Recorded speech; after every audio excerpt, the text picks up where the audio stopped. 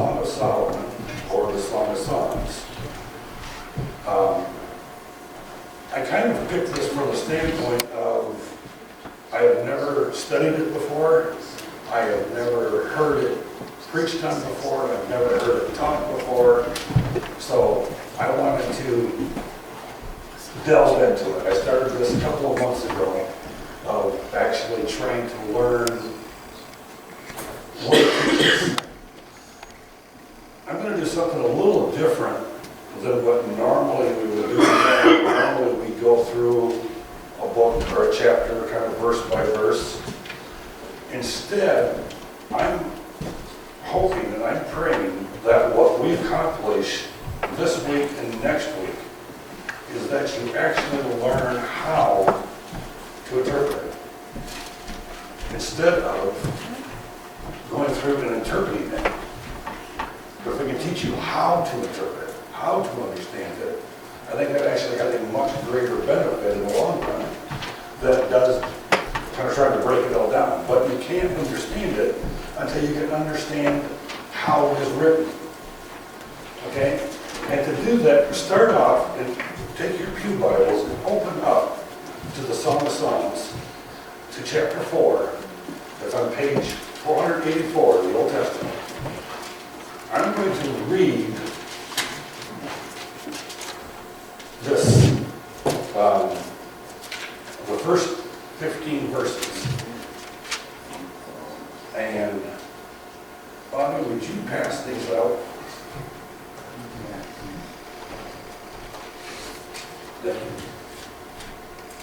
I'm going to read the first 15 verses, and just to kind of get a feel for the total confusion it leaves us in when we read this book. Okay? Song of Solomon, chapter 4, starting with verse 1. How beautiful you are, my darling. How beautiful you are. Your eyes are like doves behind your veil. Your hair is like a flock of goats that have descended from Mount Gilead. Your teeth are like a flock of newly shorn, which have come up from the washing, all of which bear twins. Not one of them has lost her young. Your lips are like a scarlet thread, and your mouth is lovely. Your temples are like a slice of pomegranate behind your veil. Your neck is like the Tower of David, built in rose with stones, on which are hung 1,000 shields, all the round shields of the mighty men. Your two breasts are like two fawns, twins of a gazelle, which feed among the lilies. Until the cool of the day, when the shadows flee away, I will go my way to the mountain of myrrh and to the hill of frankincense. You are altogether beautiful, my darling, and there is no blemish in you. Come with me from Lebanon, my bride. May you come with me from Lebanon. Journey down from the summit of Amana, from the summit of Shinar and Hebron, from the dens of lions and the mountains of leopards. You have made my heart beat faster, my sister, my bride. You have made my heart beat faster with a single glance of your eyes and with a single strand of your necklace. How beautiful is your love, my sister, my bride. How much better is your love than wine and the fragrance of oils and all kinds of spices. Your lips, my bride, drip honey. Honey and milk are under your tongue, and the fragrance of your garments is like the fragrance of Lebanon. A garden locked is my sister, my bride. A garden locked is springed up, sealed up. Your shoots are orchards of pomegranates, with choice fruits, henna and nard plants, nard and saffron, calamus and cinnamon, with all the trees of frankincense, myrrh and aloes, along with all the feasted spices. You are a garden spring, a well of fresh water, and streams flowing from Lebanon. Okay? Next one, Deanna. Was that what you were picturing when he was Solomon was describing his bride?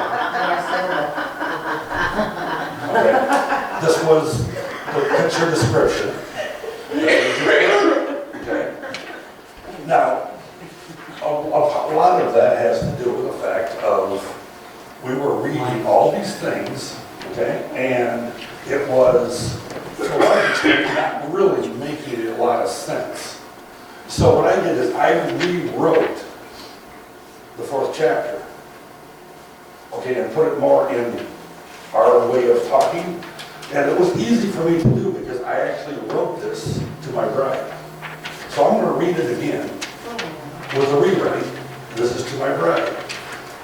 You are beautiful, my love. Your eyes sparkle as the night stars. Your hair flows as a gentle breeze shining in the sun. Your face glows with the radiance of a polished jewel. Your form is perfect in every way as formed by a master sculptor. When I come near and smell your fragrance that is pleasing as the flowers in the field, you are altogether beautiful, my love, in form and spirit. In a drop of a hat I will come to you. Come and marry me, leaving your father's house.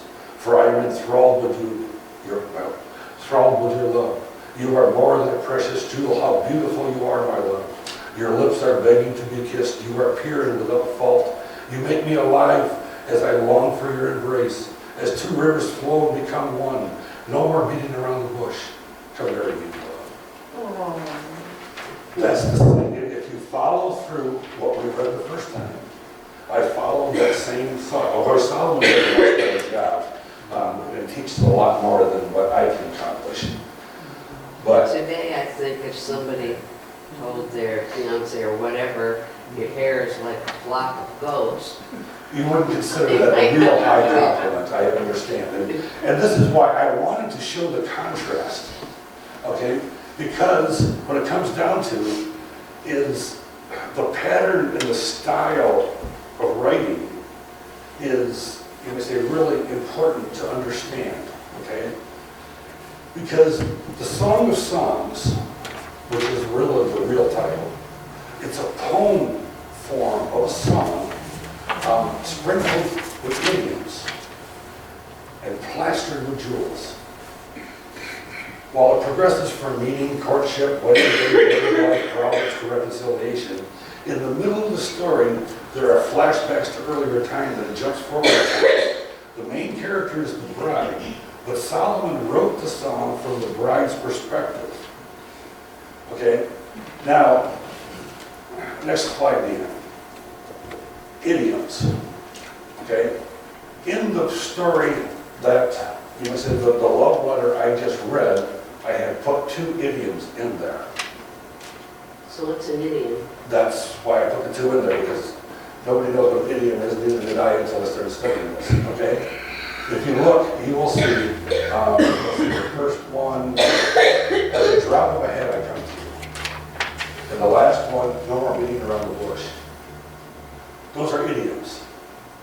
They are sayings that we all know the meaning to, and the meaning is not the words that are written, but we interpret it literally. But we don't use those literal words, so it's not word pictures or you say any of these others, it is the actual meaning. Because when I use an idiom like these, no more beating around the bush, you're not thinking of beating and you're not thinking of a bush. Your mind automatically goes to a different meaning. So you interpret that idiom literally because of what it means. Now the difficulty, of course, comes into the fact that this was originally written in Hebrew. And so it makes it far more difficult to pull the idioms out, but we will, as time goes on, see that there's some of them we can actually pull right out. But understanding that they're there. And then I used another idiom in the description when I said it's plastered with jewels. Your mind did not automatically go to plaster and it didn't go to jewels. Your mind automatically went to there are great things in the midst of this, but a lot of them. Okay, next week we're going to look at the jewels. This week we're going to continue learning on how to interpret it. Okay, so the story is interpreted literally with idioms. Okay, now if you take your Bibles again and you look at chapter 2, verse 4, and again I'm translating it to our way of speaking, but maintaining the meaning. His banner over me is love, which is straightforward. That's an idiom. And we would say, he's got this banner hanging over him. And we wouldn't consider that, you might say, a way of speaking outside of literal speaking, because it would be literal. But it would be literally a banner. We would understand it that way. In 2 verse 8, I got by leaps and bounds. Do you see that right as Solomon is coming over the hills? If you read that verse and we translate it into our way of speaking, it would be by leaps and bounds, another idiom, which we know the meaning to. Okay? In 2 verse 17, cool of the day, shadows flee. Okay, morning. That's automatically go to. And then in chapter 4, verse 2, don't lose a thing. You'll see that that same thing is being used, but here again we're pulling the idioms up, and there's a lot more in there. These are just ones that you may say just kind of examples. And like I said, the love letter to me was a way of showing that, because normally when we interpret scripture, we look at every one of those words and the meaning of every one of the words. Well, they all do. They're all important, and they do all have meaning. But in order to first understand how to understand it, we bypass that part of it. Okay, we're going to kind of skip over trying to decide what the meaning of each one of these individual words are, because we first need to know how to understand the whole picture. Okay? So the whole picture is really about a courtship between Solomon and his bride. And the interesting part is, like I said at the beginning, it doesn't flow chronologically exactly. It jumps back and forth. But we can recognize it something like if we were to see a musical, okay, a modern day musical, where you would have the actors would come out on the stage and they would be singing this thing, and then they would be telling this story through song. And it doesn't necessarily have to flow exactly chronologically, but the meaning is conveyed. But then every so often, the choir off to the side chimes in with a verse. We can visualize that. That's kind of how this is written. Because the first chapter, or the first part of it, starts actually with the wedding night. And then we go into the courtship. So you can't follow it that way. You have to follow it the way that it's intended, and not to try to make it chronologically correct, because it doesn't do that. But then again, poetry doesn't work that way. Poetry takes in concepts and things along this line, and then it ties it all together, so when you get to the end, you have the entire story. And the entire story is fascinating from the standpoint of it's Solomon who's writing this story, and then you have the case of Solomon seems like really not the proper person to be writing a story about infidelity, monogamy in marriage, and having a relationship that is totally one-on-one, where it is his one and only love. Solomon doesn't seem to fit that, because Solomon, as we know, had 700 wives, 300 concubines.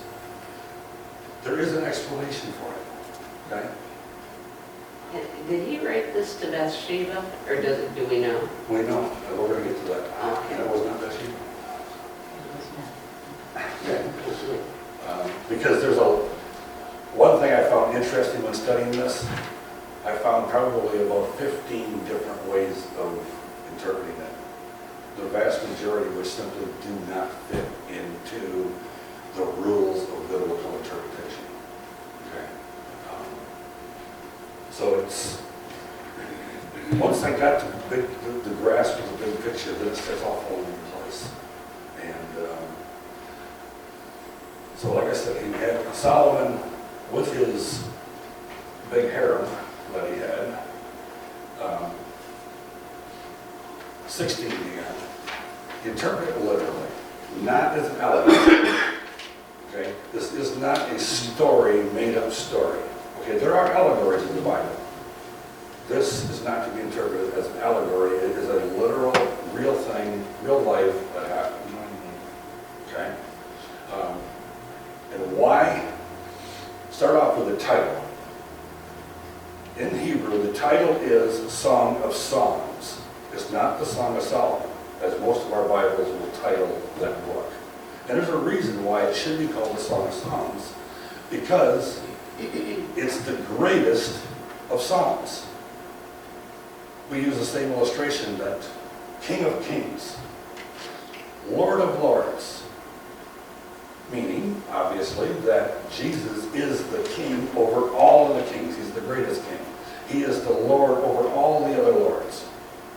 The Song of Songs is the greatest of all songs, and Solomon wrote 105 songs, or 1,005 songs that we know of. Okay, we don't know what they are, but in the Bible it tells us that he actually wrote that many. Okay. Next one, that's Solomon and his writings, and this is, I think, very important to understand kind of the foundational of why Solomon.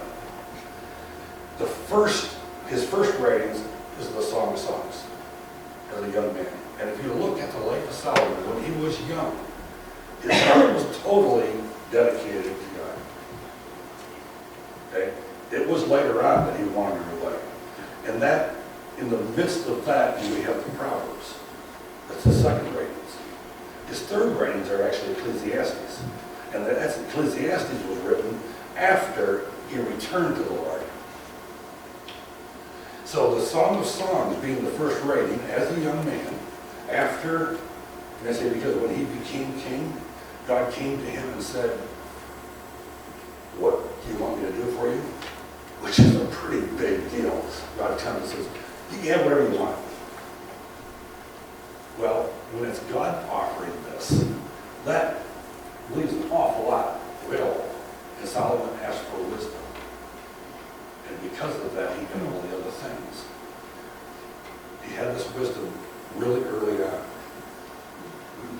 And I've got on the bottom of your bulletins a few different passages that you can kind of look up as far as his timeline is concerned, to kind of help out as far as his life a little bit. Okay, 18 Dia. The Shulamite. It's the only way she's described in the song. Okay, that's Solomon's bride. So, of course, we're going to figure out who is the Shulamite. The Hebrew name Shulamite is the feminine form of Solomon. Just like Bobby and Bobby. You have the male form and the female form. Shulamite is the female form of Solomon. Solomon's first wife is Naamah the Ammonitess. Okay? And we can find that in 1 Kings, where we find out that she is actually a descendant of Lot. Okay, remember Lot, okay? And he escaped Sodom when God destroyed those, and he went and hid in the mountains, and then ended up fathering sons through his daughters. They tricked him into it, got him drunk, and all of these things took place. There were two nations that came out of this, the people of Ammon and the Moabites. Those were the two nations that came out of that whole ordeal. The people of Ammon, of which Naamah is listed as an Ammonite. Okay? So she is what we call a distant relative, but not direct lines from Abraham, but through Lot. Okay? And then there's a whole host of stories that shows the troubles between these peoples, I say over time. But the Ammonites actually lived, you might say, their territory was just west of Judah. So they were, you might say, kind of the next group of people over there. So that we know a little bit more about her than what is sometimes thought as known. Now you have the children, 19 the children of Solomon and Naamah. Okay, Rehoboam, who became the next king, he was born 1 year before Solomon became king. And we can look at these passages again to show that. Okay? So you have the son Rehoboam, and then you have two daughters. Okay? Tibasa and Basemath, however they're pronounced, I'm not sure, but you can put your own. Interesting fact is these are the only 3 children of Solomon recorded in the Bible. And you would think, because like with David, his father, there's a whole bunch of them listed. I mean, there's this huge group of people. And you would think Solomon, with his 700 wives, that there would be a whole bunch of little Solomons running around Jerusalem. You know. But interesting fact that there's only these 3 are ever spoken about. Does that mean there aren't any others? No, it doesn't. But it's interesting, it does point to something that there is unique about this marriage. Because it's the only one that really is talked about. Okay?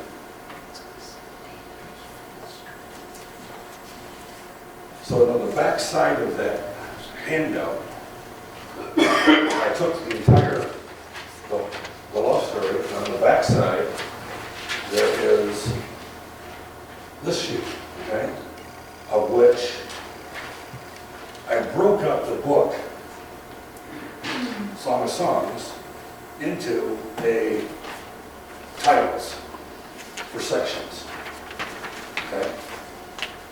So now if you think about this start off as a love story between Solomon and his bride, okay, that is demonstrating his love for her in chapter 4. And you look at it from the fact of, it's using these symbols, but these are not symbolisms. They are realities. They also are a case of using some idioms in there, which I pointed out a few before. I'm going to read that same chapter again that we read before, chapter 4, the first 15 verses, and see if now, when we go through it, if it actually totally changes the way you see it. And if it doesn't, I didn't accomplish it this morning. Chapter 4, starting with verse 1. How beautiful you are, my darling, how beautiful you are. Your eyes are like doves behind your veil, your hair is like a flock of goats that have descended from Mount Gilead. Your teeth are like a flock of newly shorn, which have come up from the washing, all of which bear twins, and not one among them has lost your young. Your lips are like a scarlet thread, and your mouth is lovely. Your temples are like a slice of pomegranates behind your veil.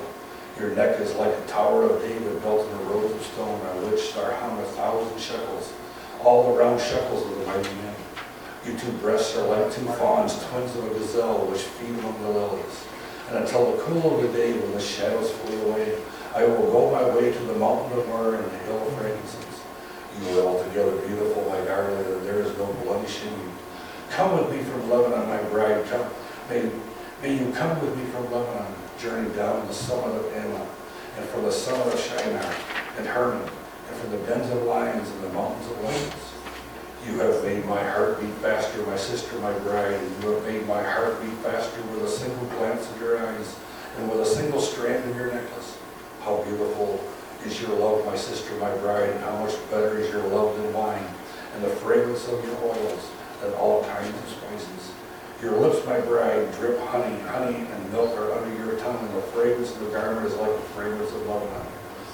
A garden locked is my sister, my bride, and a rock garden locked, and a spring sealed up, and your shoots of the orchards of pomegranates, with choice fruits, henna and nard plants, nard and saffron, and calmus and cinnamon, with all the trees of frankincense, myrrh and aloes, along with all the finest spices.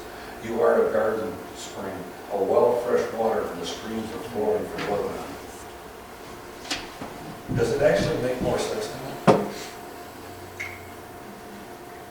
I guess did we accomplish something to where you see it in a different way of looking at it than we did when we first read it? And so instead of, here again, trying to pick out the meaning for each one of the words and the meanings of the things, we can kind of get a general concept of what is being said. Now, like I said, there is a whole lot more in here. Okay? It didn't become the Song of Songs simply by being pretty poetry.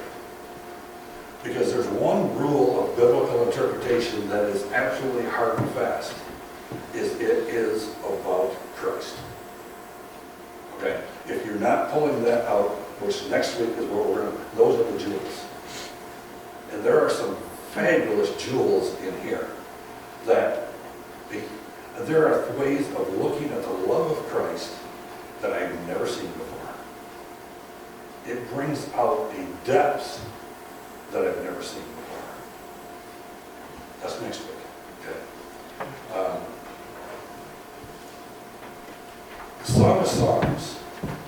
It's more than a love story between a man and a woman. It is an in-depth look at marital love. It's also an in-depth look at Christ's love. When you start getting the basic concept on how to read it, how to understand it, how to approach it, and like I said, and to keep it literal, it's so dangerous to try to make it into an allegory. And it's not an allegory. But it demonstrates the importance of purity, the importance of waiting for marriage. There's a whole other side of this that you might say within, because of, I could do a 3-part series instead of 2, but basically because of our congregation, I'm not going to do the whole section on how it relates to dating and love and sex and all these things, which is all in there too. But we can focus, like I said, more on understanding and then drawing out the jewels. And it teaches us about love. It teaches us about longing and faithfulness. And then marriage, in Hebrews 13:4, which declares that marriage bed is to be held sacred and honored by all. And the whole thing about marriage being such a big deal in the Bible, we're going to look at that more next week too, of how the relationship between Christ and his bride, the church. And that is so ingrained in this also. Next week we're going to delve into that more. Because a marriage is, if it's not covenantal, if it's not monogamous, heterosexual, any other definition of marriage will destroy a society. These are facts, because this is the way God designed marriage to be. 23 here. Next week will be part 2, understanding how this teaches us about Jesus and his love for us. Pulling out the jewels that are in the song. Pulling out things that, like I said, I never even saw before. And then you can relate them to a whole host of other scriptures, which is also another fundamental rule of biblical interpretation. It has to be supported elsewhere. You can't just pull out pieces and put something on it. It has to be supported. There is a whole bunch of them in here. And we're going to look at a number of them. But also, because of the fact that Bobby's going to be gone again this week, so I'll be here Wednesday night, we're going to spend time delving into this a little deeper on Wednesday night. And it'll also give you an opportunity to ask questions and challenges or whatever. So just kind of let you a little heads up on for Wednesday night. We're going to look at this again, but in a discussion format. Okay. So next week, it's the jewels. The jewels of the love of Christ he has for us, for his church. So please stand and sing a little bit of that.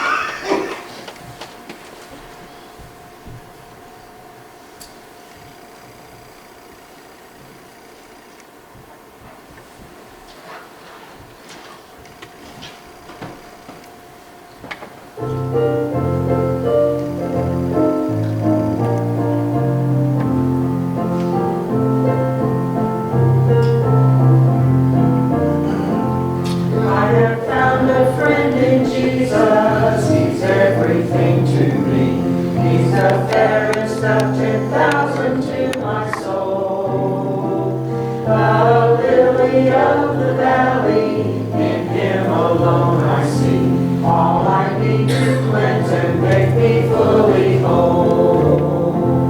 In sorrow He's my comfort, in trouble He's my stay. He tells me every care on Him to roll. He's the lily of the valley, the bright and morning star. He's the fairest of 10,000 to my soul. He all my grief has taken, and all my sorrows borne. In temptation He's my strong and mighty tower. I have all for Him forsaken, and all my idols torn from my heart, and now He keeps me by His power. Though all the world forsake me, and Satan tempt me sore, through Jesus I shall safely reach the goal. He's the lily of the valley, the bright and morning star. He's the fairest of 10,000 to my soul. He will never, never leave me, nor yet forsake me here, while I live by faith and do His blessed will. A wall of fire about me, I've nothing now to fear. With His manna He my hungry soul shall fill. And sweeping up to glory, to see His blessed face, where rivers of delight shall ever roll. He's the lily of the valley, the bright and morning star. He's the fairest of 10,000 to my soul.